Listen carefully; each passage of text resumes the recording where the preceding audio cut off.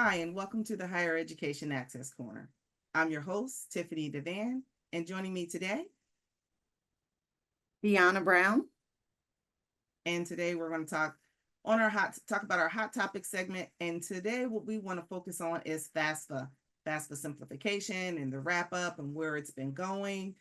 Hopefully, everyone has made it through the rough times, but we're going to unpack a few things on some lesson learns and some things we want to look forward to. So, Deanna, just to kick things off, how do you think we're doing so far? I actually think, we did have a rough year this year with FAFSA simplification, with a lot of the changes that were implemented, and with a delay with the FAFSA coming out at the end of December versus October 1st when it normally comes out. But given all the challenges that we've had this year, I actually think we're in a better position than what we were a few months ago. I think the department has made a lot of progress in making some of the corrections that they needed to make to a lot of the records. I think that we have seen an uptick in FAFSA completions nationally. So I think that we are in a much better position, and hopefully students can feel comfortable with completing the FAFSA for 24-25. If they have not already done so, there's still time left. And then hopefully students will also feel more confident about completing their 25-26 FAFSA when that comes out. Absolutely. And I agree. I do think we are finally, I feel like we finally can take a little bit of a sigh of relief because you got so many more students who were able to get their FAFSA completed. Those who did run into some challenges, it seems like they're also making some progress there. And then fortunately right now, even though it was a slow start, we do have a lot of students who are finally getting the information in from their school so that they could finalize their school choice. And I think that's important because again, we're in July and they'll be going off to school or returning to school in just a month.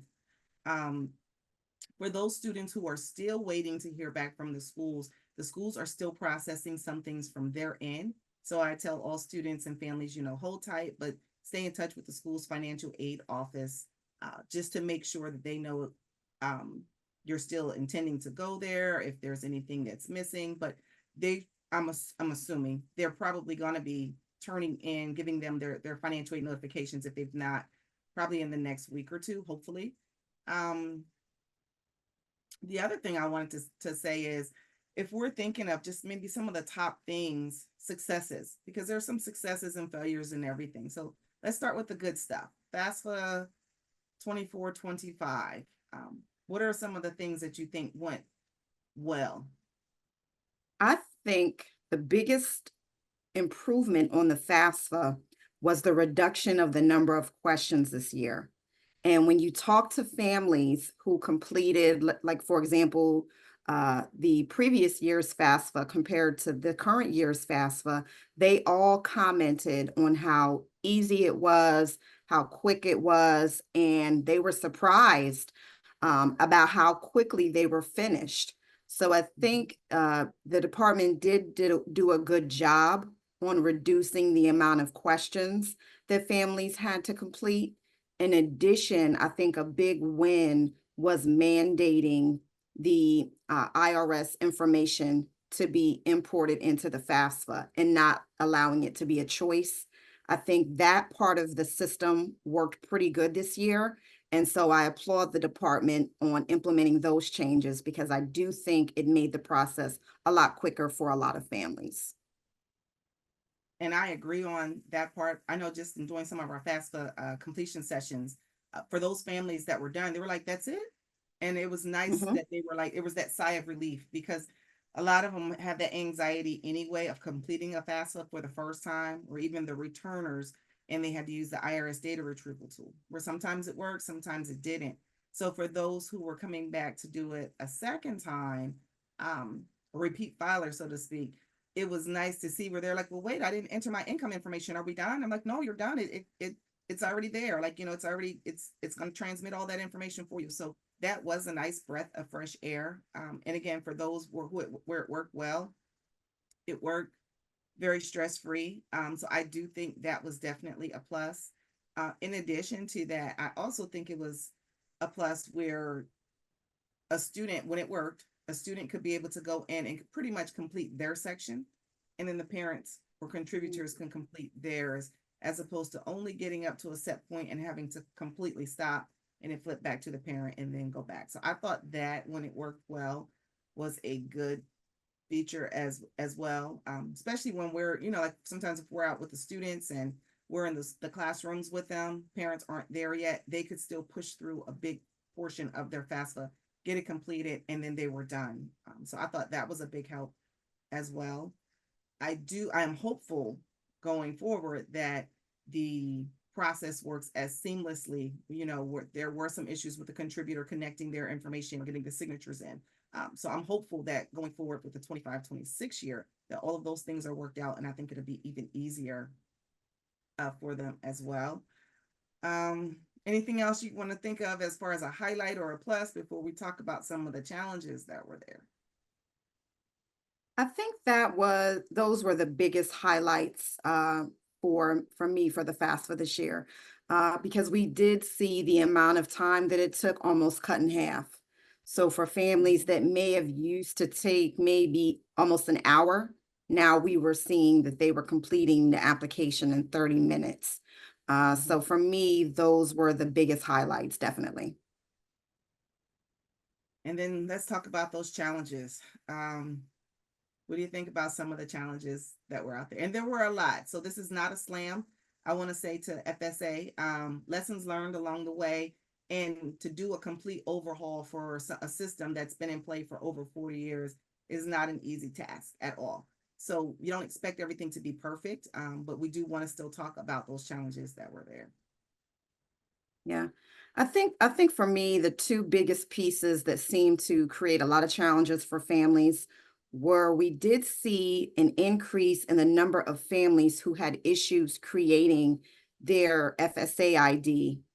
And for various reasons, people were getting messages that, the phone number that they were using was already in use, or for families that didn't have a social security number, they had a new process this year for creating their IDs, and there were tons of challenges with that. So that created a big delay with those families being able to complete the online FAFSA. I think the other piece that we saw a lot of issues on was this year they segmented the student and the parent signature into two different parts of the FAFSA, whereas before the student and parent signed the application together. And I think by doing that, that created some type of glitches where, the student would sign the FAFSA form, the parent would be left unable to and wouldn't be able to go back into the FAFSA and sign it. And we just saw a myriad of different problems around the signature part of the FAFSA. So I think FSA ID challenges and that signature piece created some barriers for families this year. Agree. I agree with uh, both points that you made, and hopefully again 25-26 academic year for completing the FAFSA will be easier. I can honestly say some of the biggest challenges honestly was with the customer service. So when Mhm. folks are having these challenges, trying to actually connect directly with the student aid information center to get the help, lots of either they were busy, um, they weren't getting the responses, and there were even some times where you had a parent call in, they get one answer, they call back again, they got a different answer. And I don't know if that was just, you had a lot of folks coming on, new folks who were trained, and there was just some miss opportunities to get it right the first time. I think there were lots of frustration there, and even with us, I can see, even connecting with them. Sometimes it was really, really hard. I also realized some of that came from the rush, I think, because everyone was anticipating the FAFSA startup. So when they're saying, hey, it's available at the end of December, so many people flooded, even though they said, hey, take your time. We don't want everybody to go and try and log on at the same time, but they did. And that's kind of like human nature. They're excited, anxious to get it done, and we get it. But I think that also created some extra issues along the way because they didn't have time to troubleshoot in the manner that they probably could have if everyone kind of like, if they rolled it out in smaller batches to get it done, to do some troubleshooting. But nonetheless, what I can say is I'm grateful that I think that we've made it this far. Hopefully we're over the hump with doing everything with FAFSA. One of the things that I would say is that I thought was really, really challenging was because of the delays with FAFSA and the form and the challenges that were there. It kind of like was a ripple effect because Mhm. then it created challenges for the schools to get the information. It also made it a little more challenging then for the students and their families to complete their sections, to turn in additional documentation if it was needed, and then ultimately make their decision on whether or not, their top school is the perfect choice for them and if it's an affordable choice for them. So it really created some challenges that way. And I think that was one of the most unfortunate pieces, was seeing the frustration with families.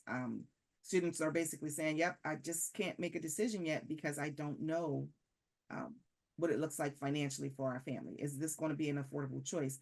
And that honestly is still going on. It's playing out for some families right now. So that's the unfortunate part. I did see that was happening and continues to happen. Hopefully by now it's kind of like minimizing, but that was definitely one of the bigger challenges that hopefully we don't have to revisit that again for the next academic year. Yeah. I think too on the school side with trying to once they were able to receive students FAFSA information, I think that there were also additional challenges with the integrity of the data. So from the information not being updated due to inflation to issues with asset reporting and different income information on the FAFSA with files having to be corrected.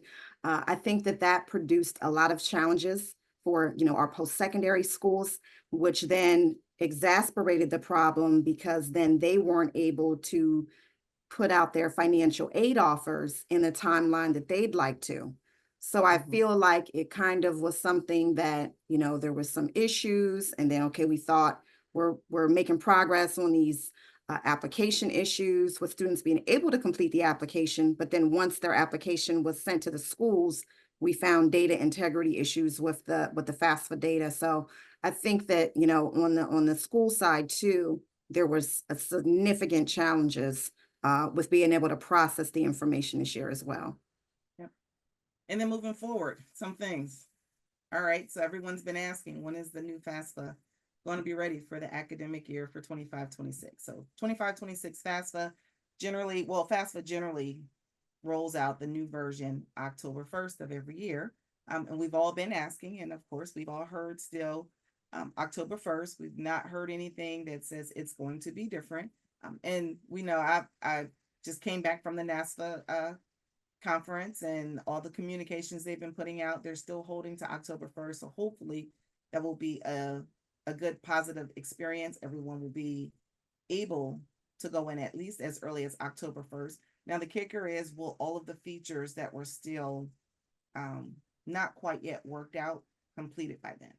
We don't know that answer yet, but we're hopeful, fingers are crossed, that we will have a fully functioning 25-26 FAFSA application where there's a better user experience. And I do know FSA has committed to trying to provide a better user experience so that the issues that they did have with calling into their customer service areas, that they'll be fixed, or at least improved upon. And then also some of the other quirks with like the sign in and the FSA IDs, they're also planning to try to work on that. The form itself, I know they were saying it's not going to be any major changes. The focus is going to be to fix those things that are going wrong, that did go wrong. So I'm hopeful that this is going to be a better experience for 25-26. And then I don't know if you wanted to add on anything to that part. Yeah, I think it's important to mention just a few tips that we've learned from the 24-25 FAFSA going into 25-26. One thing I think we need to emphasize to families: when you are creating your FSA IDs or your student aid.gov accounts, make sure that you really take your time when you're creating those accounts, because if you have to correct something on there, it can be very challenging and time consuming. So lessons learned, when you sit down and do that, make sure you're using your correct legal name. Make sure that name matches with what's on your social security card. Make sure that the student and the parents are using different email addresses. Students, make sure that you're using a personal email address and not a high school email address. But I think making sure that you are really being careful, not transposing numbers in a social security number, not putting in a different name than what is your legal name. All of those things can create barriers for students and families if you need to correct something on that process. So it's very important that that part be taken very seriously and done very carefully. I think that the other lesson that we learned is that the application works best when the student starts the application. So even though the functionality does allow parents to start the application, we recommend that students start the application, complete their section. They will invite their contributors in, but then the student should go forward to sign it and then have the parents come in and complete their section. When we did that flow, it seemed to work better versus any other flow from my experience. So I would always also recommend that families follow that as well. I agree. The other part I would add on to that is when the student is actually inviting their contributor, their parent, make sure that the student knows the parent's social security number and that they're not guessing, that they're working with their parents to get that. Make sure they know the date of birth and make sure that the way they're entering their parents' information matches what the parent created on their FSA ID. So if the parent used first name, middle initial, and they have a hyphenated last name, and that is what appears on the parent's federal student aid account when they created it, then that's how the student should enter it as well. Because if there were differences or discrepancies, that's when I noticed that they weren't getting the invite or they weren't able to connect and log in. So I found that happen. I actually found a parent who somehow she entered misspelled her first name and it still was verified through the Social Security Administration. It went through the verification process, but she couldn't figure out for the life of her why she couldn't get it. And then I was like, well, let's go back and pull it up. And I don't know if her name was like, let's say it was Rachel. Instead of being spelled Rachel, it was Rachael. She just happened to by accident miss one of the letters that was in there and it wasn't connecting. We were able to fix that and it was good to go. So that's another big piece I think that helps to limit the frustration for the students to know exactly how the parents spell the name, social security number, date of birth that is out there. Another tip that I think I've learned, and I think even going forward to reiterate, whether we're talking to students in the classrooms, the parents doing financial aid nights or anything like that, is to really push students making sure that they are good with the school choices, like really choosing your schools, choosing all of that, because they can list all of the schools in one shot that they're interested in, but to be able to fine tune it and narrow it down. Because what I've realized is that a lot of the students, because of this delay, they were still trying to figure out which school was the best fit for them and just waiting on the financial piece. But I was saying, okay, but while you're waiting, you can still narrow down your school choice. Once you know everything else, minus the finances, is it a good location? Is it do they have your major? Do they have the student services or resources that you need? Like really focus throughout like the rest of the summer and the academic school year, even prior to doing the FAFSA, on what's the best school fit choice for them overall. And then when that FAFSA gets completed and they get the results, the only thing they're waiting on is the financial piece. Because it seems like some of the students were like, well, I'm just going to wait until I get my financial stuff that comes in, the notifications from the schools. And now they're still trying to figure out everything else. So I'm going to say kind of like do all the legwork up front so that you do the FAFSA and then you're just waiting and looking for scholarships in the meantime, to kind of minimize and speed up the process so that when they're ready, okay, you know what, this is where I'm going to, I've committed, and they'll be done with everything. I think ultimately it's been a frustrating year for students, families, I'm sure FSA as well. I think everyone who's been enrolled with this process.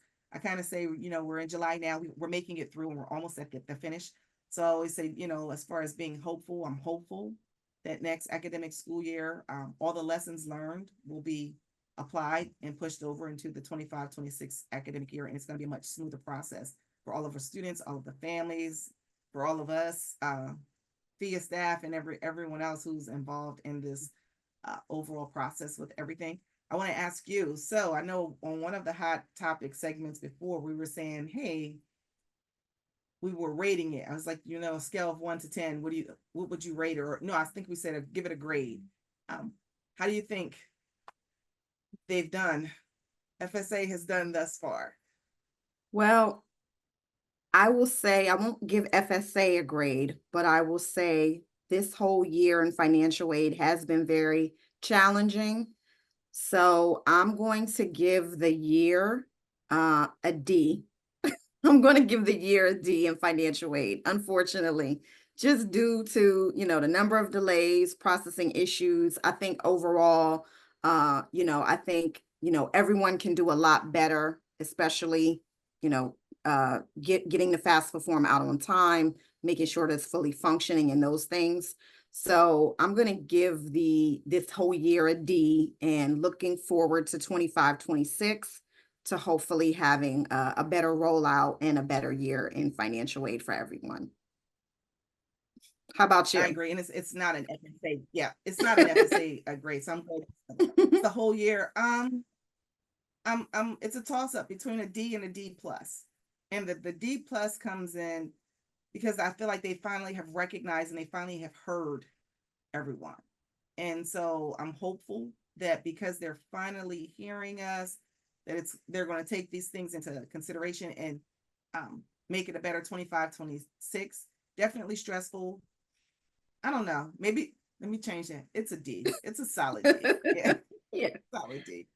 But the thing I about won't give it, it an F because there were some yeah, improvements.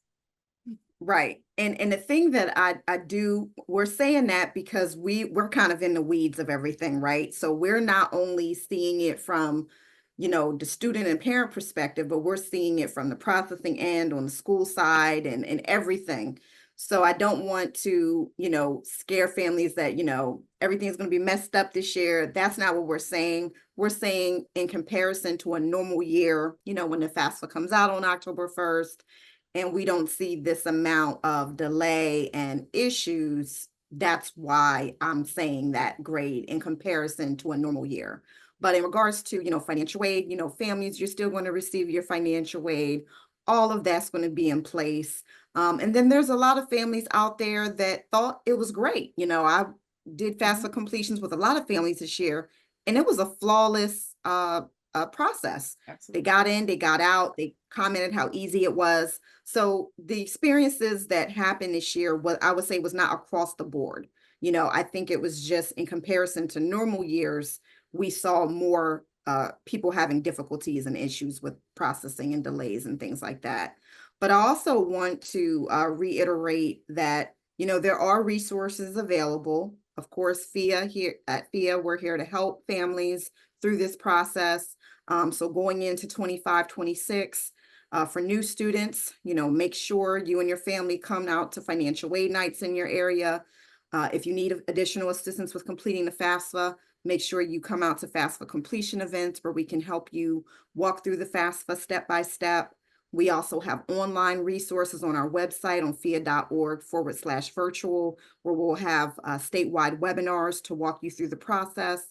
In addition to that, we have a one-stop shop website, fia.org/FAFSA help, where you can find videos, FAFSA tip sheets, contact information for your access partners for one-on-one assistance.